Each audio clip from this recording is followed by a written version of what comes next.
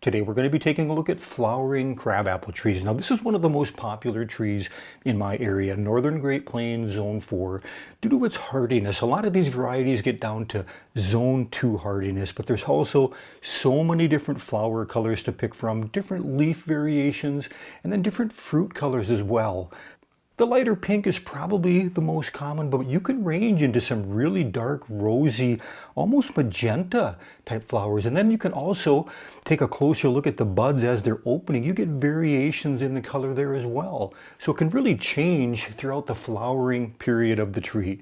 Now, most flowering crabs are only going to last about 10 days is their bloom period, maybe up to 14, but they'll range over a 5-week period depending on the varieties. The leaf colors can change throughout the season as well, whether it leaves out green, changes into more of a coppery green, and then they'll sometimes get into a nice fall color as well.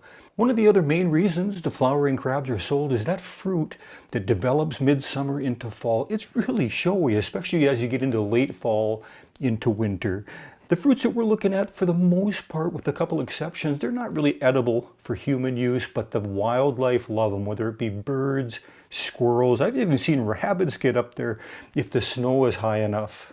Let's go ahead and get started on our first variety. It's the red splendor flowering crab that you see here. This is in a row mixed in with spring snow flowering crab. Now the red splendor, this is an older fashioned variety, been around a long time, gets about 25 feet, maybe 30 feet wide and tall. So it's a pretty good size flowering crab.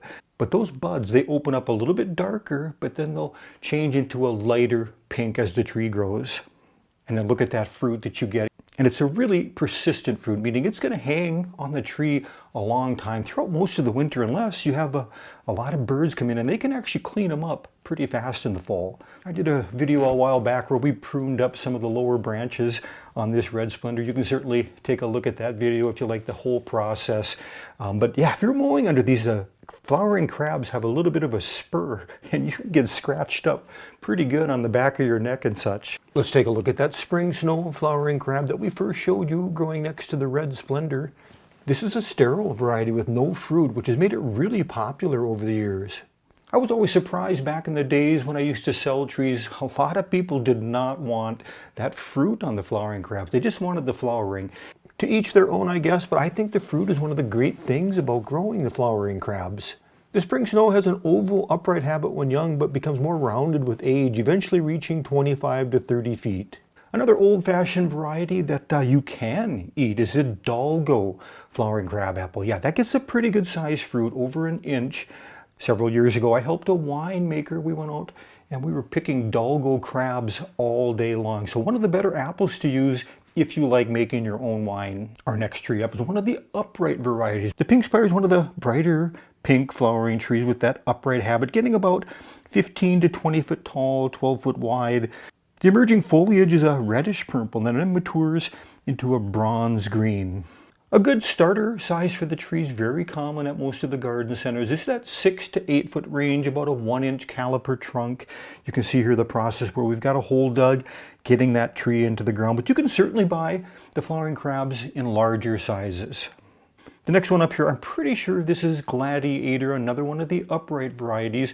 And as we go through all the trees here, I don't know for sure what some of the varieties are. That's the challenge with flowering crabs, is due to the wide variation in colors, you pretty much have to do detective work throughout the season, watching those buds, the different flowers as they change, and then the size, the height, and leaf color. Gladiator gets about 20 feet tall, about 10 feet wide, and this is one of those hardy ones down to Zone 2.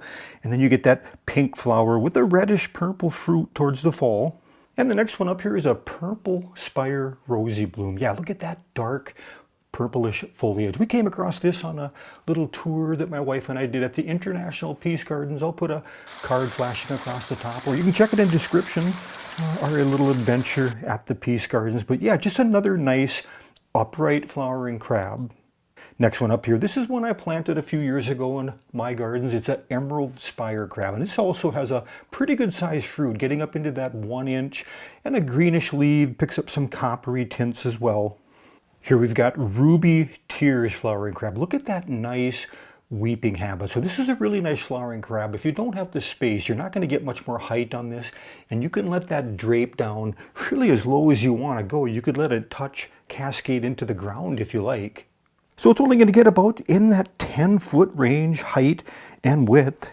And then towards the fall, it does have a dark red fruit. But isn't that nice? Let's come in here for a closer look, and you can see some of the variations on that tree with the different flower colors, the different leaf colors. Really a nice setting. Beautiful, beautiful choice for this location. Next one here, I believe this is Tina, and this has just a basic green leaf, a white flower in the spring, and then it does pick up some fruits as well. It looks like it has a weeping habit, but I think it's just due to the fast growth on this. This is definitely a wider than tall tree. And here's one that really caught my eye, a little bit different variation on that flower color. I think this might be royal raindrops. It could also be prairie fire. But just a beautiful pink on that tree. Here we've got one of the larger ones here again. This is an older fashioned tree, kind of like the red splendor. I'm pretty sure this is royalty. And look at how dark that flower is. It gets around that 20-foot height and width, down to zone 3 for hardiness. Let's come in for a closer look at that bark. And this is a mature bark on it. Almost has a little bit of an exfoliating look to it. Very characteristic of many of the flowering crabs once they get that size trunk. Now, when you go to your garden center or mail order to purchase your tree, you're probably going to get a pretty good description, a label with a picture, so you can look through the characteristics, what the flower color is, the leaf color. They'll give you the highlights. If you're out driving around or taking a walk and you really have your heart set on a certain variety, you're just going to have to do that detective work we talked about. One of the main things I want to suggest when you're looking for a flowering crabapple, see if it mentions anything about disease resistance. There are some fungal problems on the leaf, apple scab, cedar apple rust. They typically don't kill the tree, but they can cause early defoliation. Fire blight's another disease on the Malus genus, the apples. That can cause death in a tree eventually. So see if you can find resistance if you're shopping for one of the new varieties. That's all I've got for now on the flowering crab trees. Thanks for stopping by Garden Hike. I appreciate it. We'll see you again next video.